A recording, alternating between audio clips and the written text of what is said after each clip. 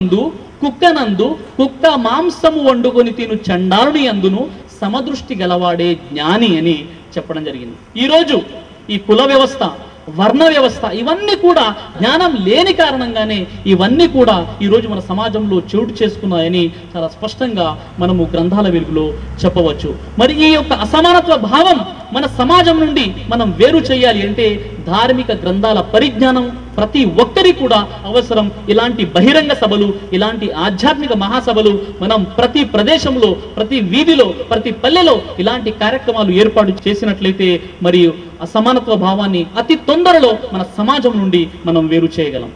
అయితే మహాశయులారా, మరి నా ప్రసంగంలో అతి ముఖ్య భాగమైనటువంటి హిందూ మరియు ముస్లింల అనైక్యతకు ప్రధానమైనటువంటి కారణం ఏమిటి? ఈ విషయాన్ని మనం చూసినప్పుడు మరి ఈ హిందూ ముస్లిం సోదరులు ముఖ్యంగా మన భారతదేశంలో ఈ గొప్ప మంచి వాతావరణం కనబడుతుంది. మనం చాలా విషయాల్లో కలిసి ఉన్నాం. ఉదాహరణ చెప్పాలంటే చదువుకునే విషయంలో, స్కూల్స్లో, కాలేజెస్లో, వ్యాపారం చేసేటటువంటి విషయంలో, మరియు పెళ్ళిళ్ళు, విందు వినోదాలు, సుఖదుఖాలు, అలాగే రంజాన్ మాసంలో హలీం తినడంలో కూడా కలిసి ఉన్నాం. కానీ ఒక ముఖ్యమైనటువంటి ప్రధానమైనటువంటి ఒక గొప్ప విషయంలో మాత్రం మనం విడిపోయి ఉన్నాం. అదేమిటంటే ఈ హిందూ మరియు ముస్లింలలో ప్రధానమైనటువంటి విషయం ఏంటి? దేవుడు, దైవం. ఈ దేవుని విషయంలో ఈ హిందువులు మరియు ముస్లింలు విభిన్న ఆలోచనలతో, విభిన్న రకాల దృక్పథాలతో జీవితం గడుపుతున్నారు.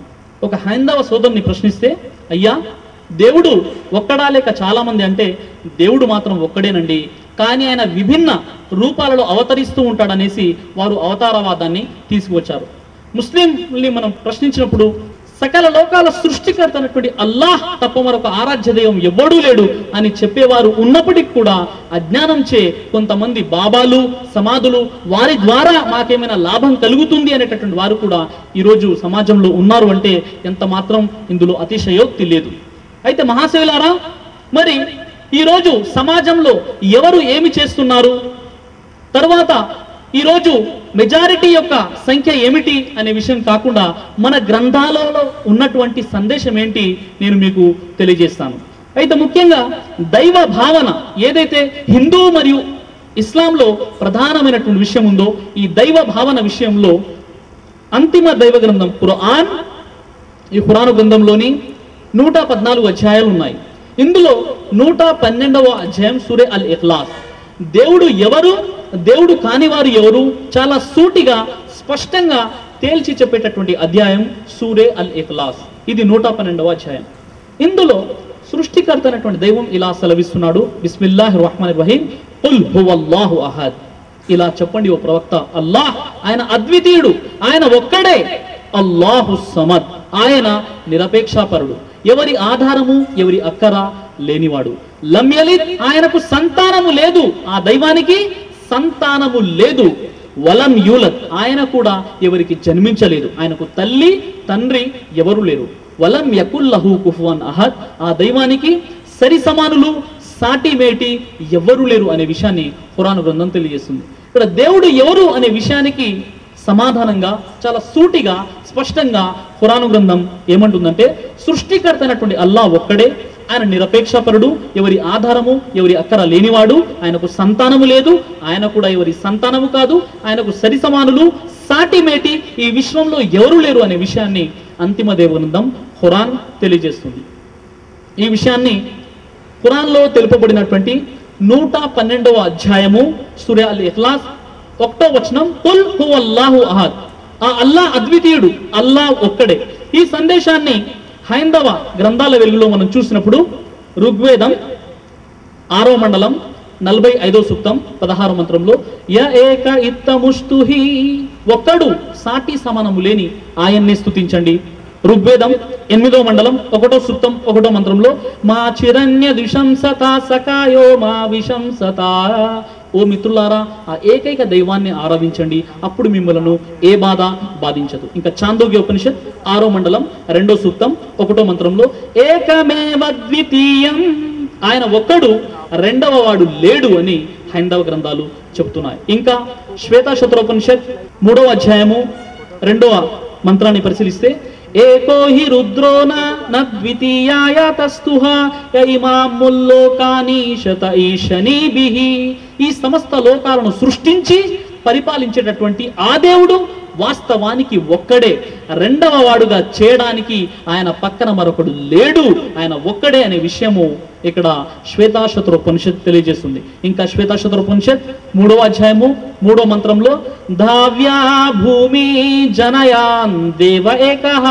ధావ్య ఆకాశము, భూమి పుడమి, జనయాన్ సృష్టించినది దేవుడు ఏకః ఒక్కడే.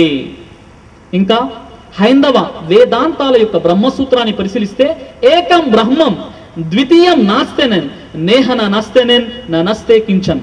దేవుడు ఒక్కడే, రెండవాడు లేడు, లేడు లేడు కించిత్తు కూడా ఆయన పక్కన మరొకడు లేడు అని హైందవ గ్రంథాలు తెలియజేస్తున్నాయి. ఇక ఖురాను గ్రంథంలోని 112వ అధ్యాయం 2వ వచనమైనటువంటి అల్లాహు సమద్, ఆయన ఎవరి ఆధారమో ఎవరి అక్కర లేనివాడు అల్లాహ్.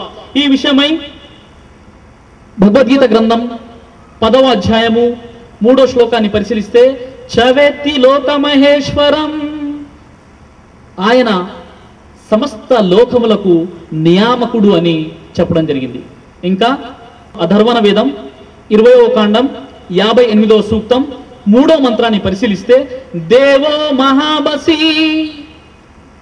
ఆ దేవుడు ఒక్కడే గొప్పవాడు అని చెప్పడం జరిగింది. ఇంకా భగవద్గీత గ్రంథం 9వ అధ్యాయం 4వ శ్లోకాన్ని పరిశీలిస్తే మయా తదమిదం సర్వం జగదవ్యక్త మూర్తినా మత్సాని సర్వభూతాని నచాహాం తేష్వస్థిత. ఈ సమస్త ప్రపంచము అవ్యక్త రూపుడనగు నాచే వ్యాపించబడి ఉన్నది, సమస్త ప్రాణికోట్లు నాయందు ఉన్నవి, నేను వాని యందు ఉండుటలేదు అని భగవద్గీత గ్రంథం చాలా స్పష్టంగా ఆ దేవుడు చాలా గొప్పవాడు అని తెలియజేస్తుంది. మరియు ఖురాను గ్రంథం 112వ అధ్యాయంలో 3వ వచనం లం యలిద్ వలం యూలద్, అల్లాహ్కు సంతానం ఎవరు లేరు, అల్లాహ్ కూడా ఎవరికి పుట్టలేదు. అంటే ఆయనకు కుమారులు కుమార్తెలు ఎవరు లేరు, ఆయనకు తల్లి తండ్రి ఎవరు లేరు అనే విషయము హైందవ గ్రంథాల్లో మనం పరిశీలిస్తే భగవద్గీత గ్రంథం 10వ అధ్యాయం 3వ శ్లోకంలో యో మామజమనాదిం చ వ్యక్తి లోక మహేశ్వరం అసమ్మూఢ సమర్థేషు సర్వ పాపై ప్రముచ్యతే. ఎవడు నన్ను పుట్టుక లేనివానిగా అనాది రూపునిగా సమస్త లోకములకు నియామకునిగా తెలుసుకునిచున్నాడో అట్టివాడు సర్వ పాపముల నుండి లెస్సగా విడువబడుచున్నాడు.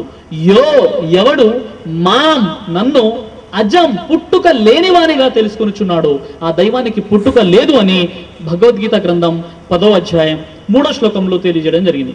ఇంకా శ్వేతాశ్వతరోపనిషత్ 6వ అధ్యాయం 9వ మంత్రాన్ని పరిశీలిస్తే నతస్య కచ్చిత్ పతిరస్తి లోకేన చేసిత నైవ చ తస్య లింగం సకారణం కరణాధిపాధిపో నచస్య కచ్చిజ్ఞనిత నచాధిపః.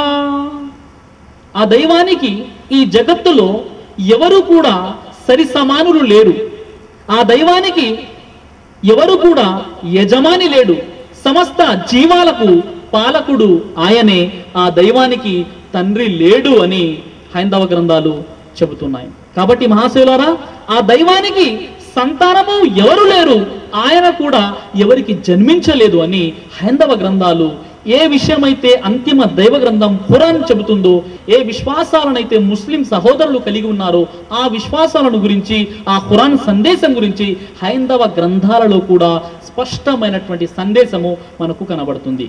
ఇంకా ఖురాను గ్రంథంలోని సూరే అల్ ఇఖ్లాస్లో 112వ అధ్యాయంలోని 4వ వచనం వలం యకుల్లహు కుఫువన్ అహద్, ఆ దైవానికి సరి సమానులు సాటి మేటి ఎవరు లేరు. ఈ విషయాన్ని హైందవ గ్రంథాల్లో మనం పరిశీలించినట్లయితే యజుర్వేదము 32వ అధ్యాయము 3వ మంత్రంలో మరియు శ్వేతాశ్వతరోపనిషత్ 4వ అధ్యాయం 19వ మంత్రం ఏమంటుందంటే నతస్యా ప్రతిమాస్తి యస్య దేవ మహద్యసః, ఆ దైవాన్ని పోలినటువంటి రూపము, చిత్రపటము, విగ్రహము ఈ సృష్టిలో ఏదీ లేదు, ఆ దైవాన్ని పోలినటువంటి రూపము ఈ సృష్టిలో ఏదీ లేదు అని హైందవ గ్రంథాలు తెలియజేస్తున్నాయి. ఇంకా కేనా ఉపనిషత్ 1వ అధ్యాయం 9వ మంత్రాన్ని పరిశీలిస్తే యన్ మనసా నామనుతే ఏనా హుర్మనో మతం తదేవ బ్రహ్మత్వం విద్ది నేదం యది తముపాసతే. మనస్సుచే గ్రహించజాలనిది, కానీ మనస్సునే గ్రహించేది, అది మాత్రమే బ్రహ్మము. ఈ జనులు ఇక్కడ పూజించే ఇది కాదని తెలుసుకో. అంటే కనీసము మీ మనస్సుచే కూడా దేవుడు ఇలా ఉంటాడు అంటే అది పాపమవుతుంది. మనస్సుచే గ్రహించజాలనిది, కానీ మనస్సులో ఏముందో, హృదయాలలో దాగి ఉన్న సత్యాన్ని, హృదయాలలో దాగి ఉన్న రహస్యాన్ని సైతం పసిగట్టే అతడే బ్రహ్మ, అతడే సృష్టికర్త. ఈ జనులు ఇక్కడ పూజించే ఇది కాదని తెలుసుకో అని అక్కడ కేనా ఉపనిషత్తులో ఈ విషయం చాలా స్పష్టంగా మనకు కనబడుతుంది. ఇంకా భగవద్గీత గ్రంథం 12వ అధ్యాయం 3వ శ్లోకాన్ని పరిశీలిస్తే, ఏ త్వక్షరమ నిర్దేశం అవ్యక్తం పర్యుపాసతే, ఇట్టిదని నిర్దేశింప సఖ్యము కానిది ఆ దైవం, ఇలా ఉంటాడు అనేటటువంటి భావన కూడా కలిగినటువంటిదే ఆ దేవుడు అనేటటువంటి సందేశము మనకు హైందవ గ్రంథాలలో కనబడుతూ ఉంది. అయితే మహాశైలారా, మరి ఆ దేవుడు పుట్టడు, ఆ దేవునికి సంతానము లేదు, ఆయనకు తల్లిదండ్రులు లేరు, ఆ దైవాన్ని పోలినటువంటి ప్రతిరూపాలు ఏవీ లేవు అనేటటువంటి ఇస్లాం చెప్పేటటువంటి ఈ దేవుని పట్ల ఏదైతే విశ్వాసం ఉందో ఆ సందేశము, ఆ విశ్వాసము హైందవ గ్రంథాల్లో కూడా మనకు కనబడుతుంది. అయితే ఈ భావన ఏదైతే ధార్మిక గ్రంథాల వెలుగులో మనం ఆ దైవాన్ని గుర్తిస్తామో అప్పుడు హిందూ మరియు ముస్లింలలో ఐక్యత సాధ్యమవుతుంది. అయితే ఈ హిందూ ముస్లింల అనైక్యతకు మరొక ప్రధానమైనటువంటి కారణం ఏమిటంటే భాషాపరమైనటువంటి వ్యత్యాసము. మన మసీదు నుండి అల్లాహు అక్బర్ అనే పిలుపు వినగానే ఒక హిందూ సోదరుడు ఏమనుకున్నాడు, ముస్లింల దైవమైన అల్లా వైపునకు అల్లా పిలుపు వినబడుతుంది. ఒక ముస్లిం సోదరుడు నమాజ్ చేసుకుంటే అరే ముస్లింల దేవుడైన అల్లాహ్ కోసం ఆ వ్యక్తి నమాజ్ చేస్తున్నాడు అనే భావన ఒక హైందవ సోదరుడు కలిగి ఉన్నాడు. ఈ యొక్క భావన ఎందుకు చోటు చేసుకుంది అంటే ఇది భాషాపరమైనటువంటి వ్యత్యాసం, మరి గ్రంథాల జ్ఞానం లేకపోవడం. మరి ఈ విషయాన్ని కాస్త మనం పరిశీలించినట్లయితే ఖురాను గ్రంథంలో అల్లా అనేటటువంటి పదం ఏదైతే మీరు వింటున్నారో, మసీదుల నుండి ప్రతిరోజు కూడా 5 సార్లు అజాన్ రూపంలో మీకు ఆ యొక్క శబ్దం వినబడుతుందో, అల్లా అంటే సకల లోకాల సృష్టికర్త అనే అరబీ పరిభాషలో అల్లాహ్ అని చెప్పడం జరిగింది. అల్లా అంటే ఒక మతానికి సంబంధించినటువంటి దేవుడి పేరు కాదు, అల్లా అంటే ఒక బాబా కాదు, అల్లా అంటే ఒక దర్గా కాదు, అల్లా అంటే ఒక జెండా చెట్టు కాదు, అల్లా అంటే సకల లోకాల సృష్టికర్త అనేటువంటి దైవాన్నే అల్లాహ్ అని చెప్పడం జరిగింది. ఖురాన్లో 32వ అధ్యాయము 4వ వచనములో అల్లాహుల్లదీ ఖలఖస్ సమావాతి వల్ అరద వమా బైనహుమా ఫీ సిత్తతి అయ్యామిన్ సుమ్మస్తవా అలల్ అర్ష్, భూమిని మరియు ఆకాశాలను వాటి మధ్య ఉన్న సమస్తాన్ని 6 రోజులలో సృష్టించి సృష్టి సామ్రాజ్య పీఠాన్ని అధిష్ఠించిన వాడినే అల్లాహ్ అని అంటారు. అల్లా అంటే ఒక మతానికి, ఒక కులానికి, ఒక వర్గానికి, ఒక జాతికి సంబంధించినటువంటి దైవం పేరు కాదు.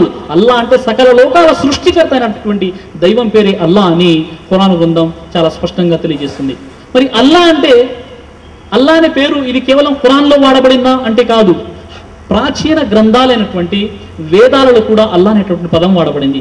మనము ఋగ్వేదాన్ని పరిశీలిస్తే ఋగ్వేదంలో 2వ మండలం 1వ సూక్తం 11వ మంత్రం, ఋగ్వేదం 3వ మండలం 30వ సూక్తం 10వ మంత్రం, ఋగ్వేదం 9వ మండలం 67వ సూక్తం 30వ మంత్రంలో అల్లాహ్ యొక్క మూల పదమైన ఇలాహ్ అని వాడబడింది. ఇంకా 108 ఉపనిషత్తుల్లో ఒక ఉపనిషత్తు పేరు అల్లో ఉపనిషత్. అల్లో ఉపనిషత్ ప్రథమ మంత్రాన్ని పరిశీలిస్తే అల్లో జ్యేష్టం పరమం బ్రాహ్మణో అల్లా, అల్లో రసూల ముహమ్మద్ వరస్య అల్లో అల్లా అనేటటువంటి మంత్రాలు అక్కడ మనకు కనబడతాయి.